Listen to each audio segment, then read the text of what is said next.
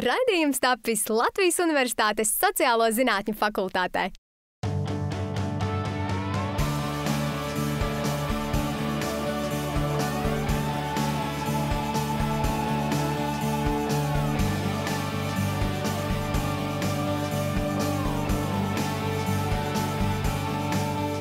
Čau visiem, kuri ir ieslēguši mūsu raidījumu jaunāko epizodi. Viss ir tikai sācies, tā kā palieciet turpmāko pusstundu kopā ar mums, un mēs ceram, ka jums patiks. Sargāsim mašīnas. Vienreiz man apzāgā pa 4000, un otro reizi bija nepilni 10. Padomi labākai vasarai. Gan divatā ar savu sirdspuķīti, gan pēc 9 mēnešiem trijotā. Mini pasaule. Vienkārši neesi atmetis domu, ka tev vajag izzināt pasauli. Noslēgsim raidījumu uz muzikālas nots. Sveiki, Kivi! Sveiki visi reģionālās televīzijas skatītāji. Mēs esam apvienība Flame and the Roll Tones.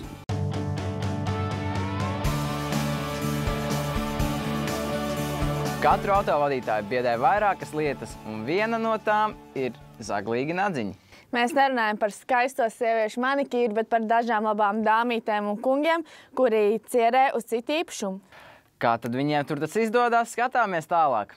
Mēdījos nepārtraukti dzirdam informāciju par zaktiem riteņiem, taču runas par automašīnām ir noklusušas. Lai gan cilvēki vairs nerunā par zādzībām, kas saistītas ar auto, tas nebūtu nenozīmē, ka šī parādība vairs nav novērojama. Skarba pieredze bijusi diviem puišiem – Mārtiņam, kurš pieredzēja savu auto aplaupīšanu pavisam nesen, un Dainim, kurš nereizi vien cietis no garnaģiem. Izsita šofera pusē durvīm stiklu un izvilka ārā radio. Divreiz pie šīs fakultātes ir izsists stikls mašīnai. Vienreiz man apzāgā pa 4000, un otro reizi bija nepilni 10. Gadījās arī vienu rītu tā, ka mēs piecēlāmies un konstatējām, ka mašīna no mājas pagalma ir pazudusi. Draugam kādu laiku atpakaļ izsita divus stiklus mašīnai tikai tāpēc, ka viņš bija atstājis somu mašīnā. Bet tajā somā nekas nebija. Viņš tā, ka viņš konstatēja, ka ir izsists loks, viņš konstatēja, ka kaut 500 metru no mašīnas tā soma mētājās zemē, atvērta, māns izmandīts visapkārt, bet nekas nav nozagts, jo nebija vienkārši ko zakt. Abi puiši apgalvo, ka iepriekš bija dzirdējuši par to, ka mašīnām tiek sisti stikli, taču domājuši, ka ar viņiem tas neatgadīsies. Es aizgāju, skatos, jau ieraugu, ka uz stikli jau ir uz beņķi, visur ir stikla putekļi. Es domāju, pirmā reakcija man bija, cik tas izmaksās, vai es varēšu aizbraukt uz Liepāju un kur tas man būs jāmaiņa, jo man galā ir 200 km jāveik līdz fakultātei. Priecīgs es nebiju, bet arī šausmīgi satriekts arī nē, jo tas tomēr ir loks un to var nomainīt, radio arī var nomainīt, tās tomēr tādas materiālas vērtības. Tas, kas varbūt nepatika, bija, protams, pēc tam lasīt visus tos stiklus ārā no mašīnas. Nozaga videokameru vienu, ko es biju pircis teātra vajadzībām ar visiem mikrofoniem un statīviem.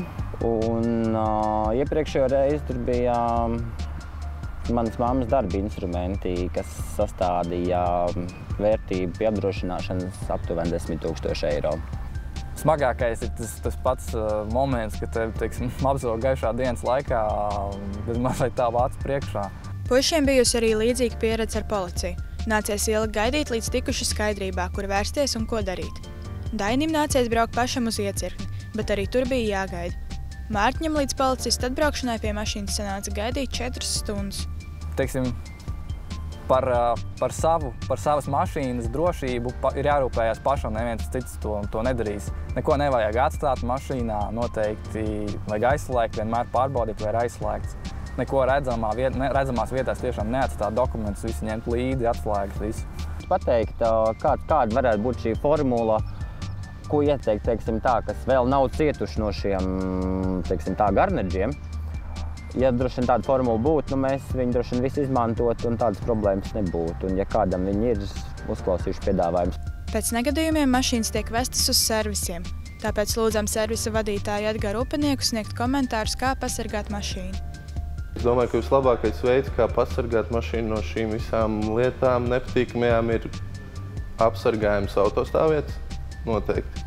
Ja ir iespēja, tad turēt to tikai vietās, kur ir kaut kāda veida apsardze. Un, protams, apdrošināšana ir nākamais risinājums pret šīm lietām. Logu izsišanu iespējams padarīt apgrūtinošāku uz logiem, līmējot caurspīdīgās plēves vairākās kārtās. Viedokli par šāda tipa zādzībām sniedz arī valsts policijas pārstāvis Andis Rinkēvics. Jāsaka godīgi, ka šo informāciju par apzaktiem transporta līdzekļiem mēs saņemam bieži. Ja mēs skatāmies nedēļas griezumā, tad tie vidēji ir no 110 līdz 160 iesniegumu par šādi zādzībām. Patiesībā šis tendences vai veidi, kādā veidā transporta līdzekļi tiek apzakti, viņu laika gaitā ļoti būtiski nemainās. Jāņem vērā viens faktors, ka zaglim galvenais ir ātrums, un līdz ar to viņam pēc iespējas ātrāk jāiegūst šis īpašums. Ja jums tiek nozagts, kas ir viens no pietiekami populāriem objektiem, transporta līdzekļu spogulis, tad viņš tiek smukli noņemts nost bez jebkādiem bojājumiem automašīniem pašam spogulim, bet bieži vien ir arī zādzības no transporta līdzekļu salona, tātad ir gan automagnetola, gan jūsu personīgās mantas, un lielākā daļa gadījumu tomēr ir izsitot stiklu, bet tā skaitā arī ir zagļi, kuri ļoti meistarīgi spēj atmuļķēt durvsveļiem. Pēdējos gados novērota tendence, ka mašīnas tiek aplaupītas lielveikalu stāvvietās.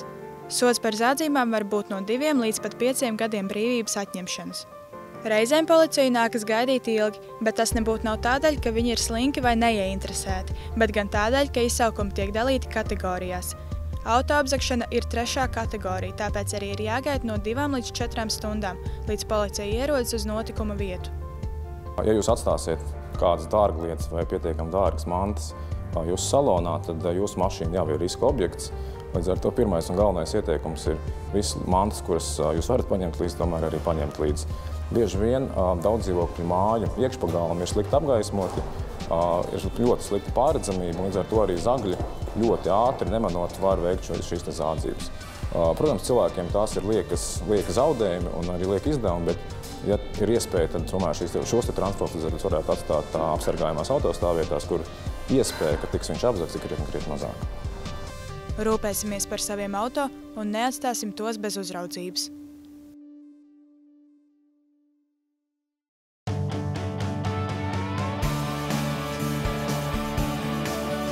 Sižetā tika palaists garām kāds fakts. Tādēļ mēs savu raidījumu tūlīt papildināsim ar jaunu informāciju. Par to parūpēsies Edmunds ar savu iknedēļas jautājumu. Sveiki, skatītāji! Tikko noskatījāmies sižetu par to, kā pasargāt mūsu spēkratas. Šodienas jautājums jums, skatītāji. Kāda lieta visbiežāk tiek nozagta no automobīļiem? Automagnetolas, spoguļu stikliņi vai navigācijas ierīces? Atbildi redzēsiet raidījuma beigās.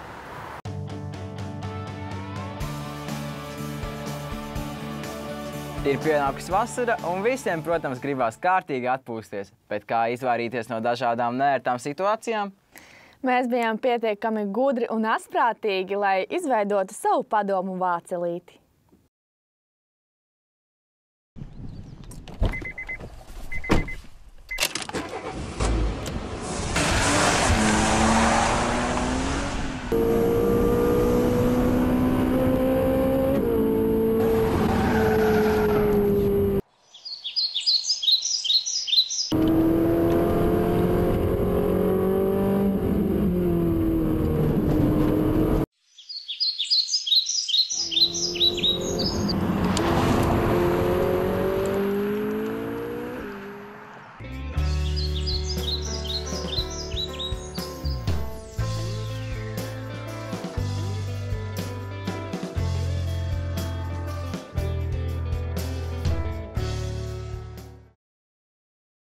Vasaras karstajā laikā atpūta pie ūdens ir pats labākais veids, kā atvēsināties.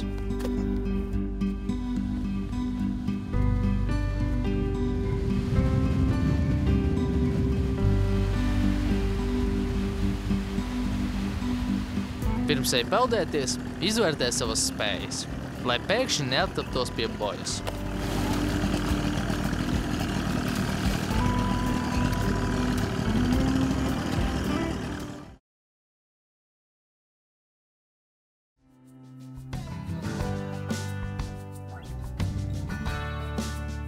Vasaras dienā, pirms jāņem, bieži paliekam zem klajas debesis. Un nevajag nedz alkoholu, nedz jautras ballītes. Pietiek tik ar telti, kopā būšanu un atpūtu pie dabas krūts. Mazie dzīves prieki notiek nemanāmi, un labi, ka neviena ne.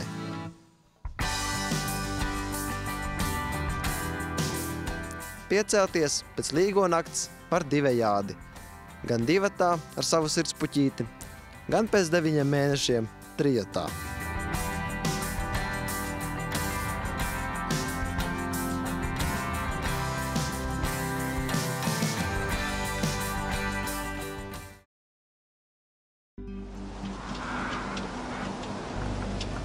Ja gribi meitenes priekšā padižoties ar savu motorizēto rīku, neaizmirst, ka meitenes vēlēsies nonākt arī krastā.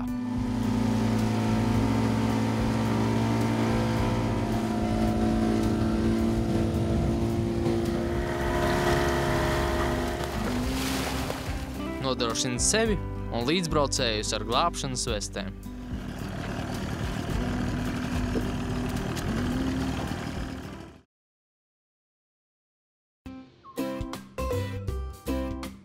Pirms stopē mašīnu, drošības pēc aizsūti draugam auto reģistrācijas numuru un izvērtē situāciju.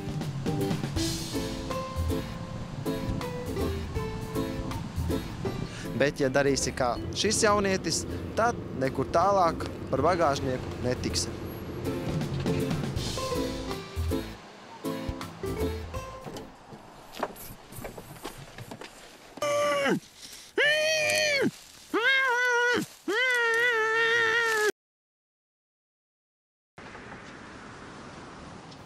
Kad solārie lampas ir izdegušas, meitenes dodas uz saulēno pludmali un cer iegūt zeltaini brūnu iedegumu.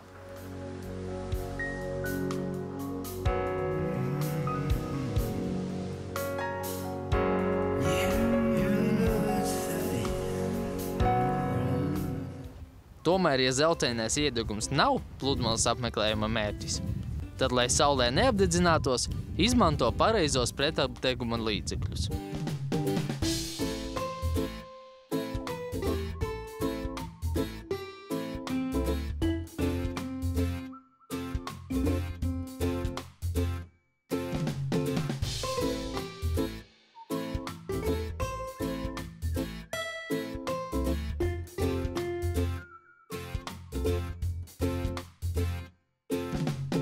Kivī komanda novēl drošas, bezrūpīgas un saulainas vasaras brīvdienas.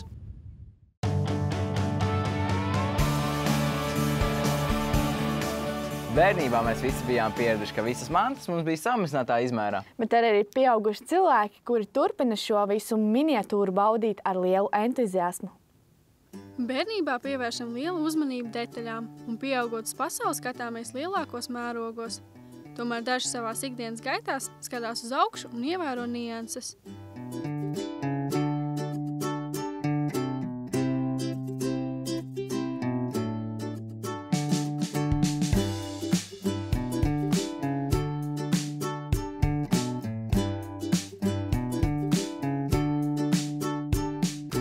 Es atceros, es biju maziņš, es ar savu jaunāko brāli taisījām no plastelīna.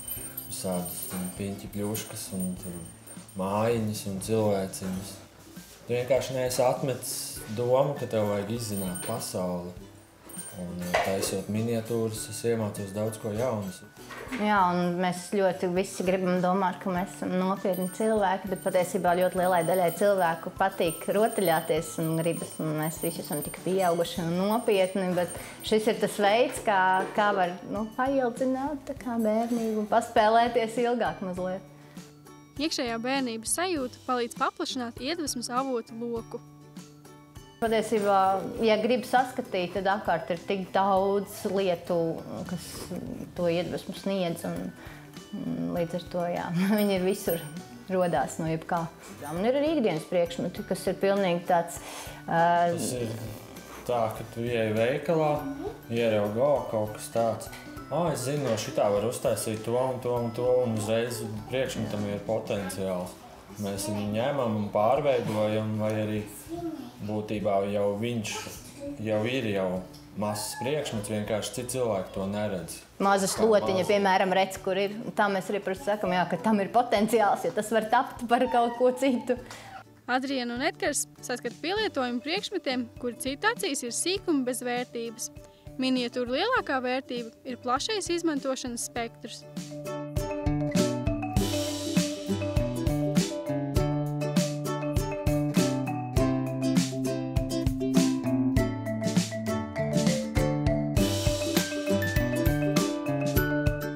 Viņu var pielāgot kā rotaļlietu, viņu var vienkārši uzdāvināt kādam kā apskates objektu. Kā tematisku dāvanu, piemēram, kā ārsta kabinetu ārstam.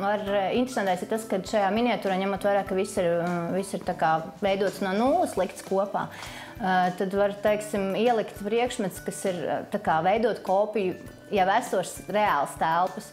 Ielikt attiecīgi kaut kādu elementu, kas ir, teiksim, glezna, kā jums ir istabā pie sienas, vai jūsu mīļākās grāmatas uz galda, tādas lietas. Miniatūra var tikpat labi būt aksesors uz matu stīpas, maziņš krēsliņš. Miniatūra var būt pilnīgi ekipēta jūgenstila māja, kas, protams, ir darbs, kas aizņem ļoti ilgu laiku, ļoti daudz materiāla izmaksas. Pasaules tirgus rāda, ka miniatūra cena var svārstīties no pāris eiro līdz pāris 100 000. Edgars un Adriāna ir sākuši darbu pie savu līdz šim lielākā projekta – jūgenstila ēkas. Pēc viņiem pieejamās informācijas, tā būs pirmā jūgenstila miniatūra celtne pasaulē. Miniatūra mērķis uztaisīt no tādiem pašiem materiāliem, kā dabā, ideālā gadījumā. Lai viņš būtu tieši tāds pats, tikai maziņš. Lai viss darbotos. Tā. Viņš pat neaiztiek īpaši. Tas nekas, ka viss funkcionē, viņš noliek zem stikla un tā.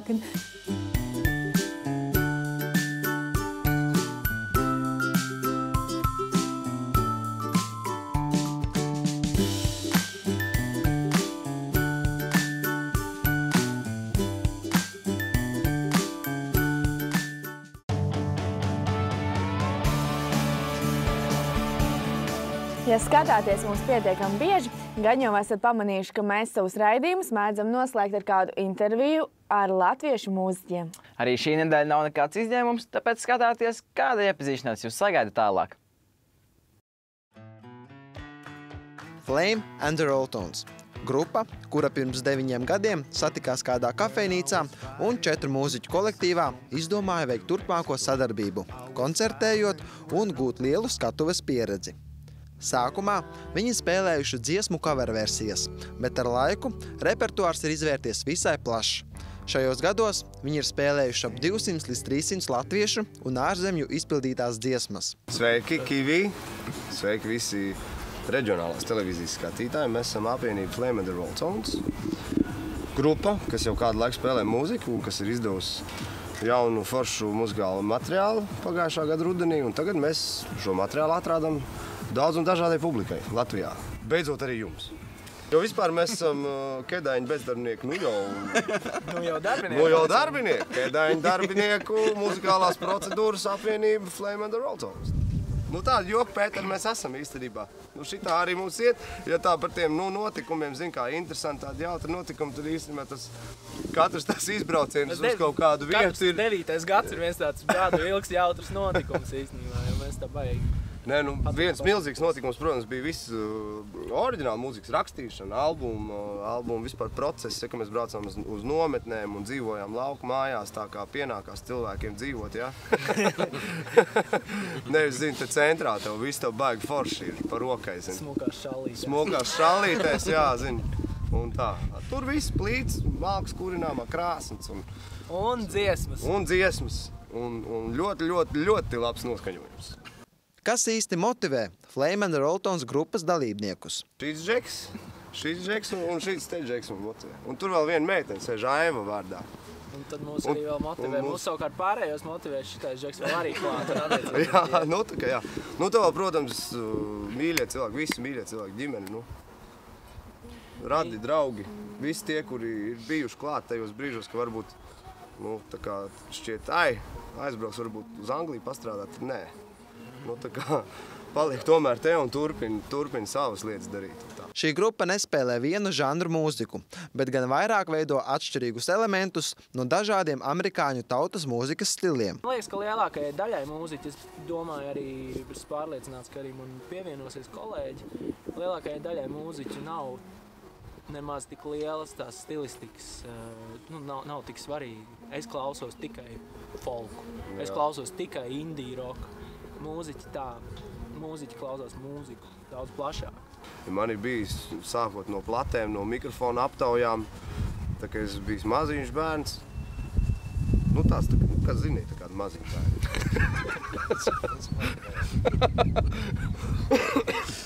Jā, un tad jau vēlāk aizgāju rock mūziku visādu, un pat smago metālu mūziku klausījos.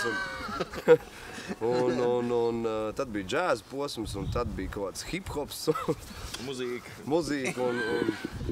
Mums gadu laikā ir izveidojusies diezgan tāda nopietna disciplīna arī. Mēs tā ļoti respektējam viens otru, un kamēr spēle nav beigusies, tikmēr viss ir tā diezgan, nekas no rockzvaigznēm tur nav. Pēc tam, mēdz gadīties, bet, protams, Jā, bet loģiski. Tāds līdz tam ir tāds diezgan konstruktīvs darbs visu laiku. Neaizmirstiet pieslēgties Draugiem LV festivālam, tad, kad uzstāsies šie 4 brīnišķīgie jaunskungi, 3 jaunskungi un 1 kungs. Kopā mēs esam Flame and the Roll Tones un tiekamies gaisā Draugiem LV mūzikas festivālā.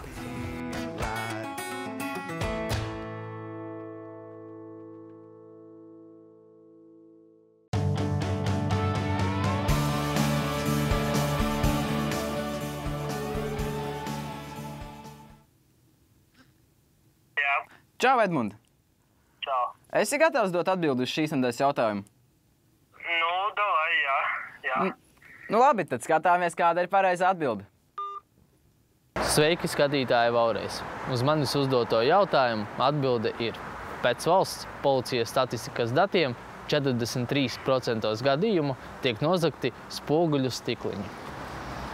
Uz tikšanos nākamnedēļ!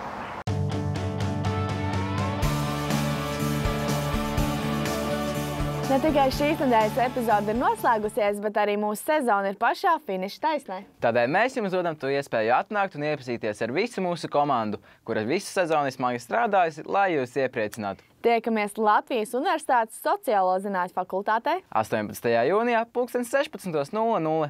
Tiekamies 421. kabinetā Kivī redakcijā. Tātad šonedēļ jāsaka tā. Ar jums kopā bija Simona un Ričards. Līdz nākamajai nedēļai!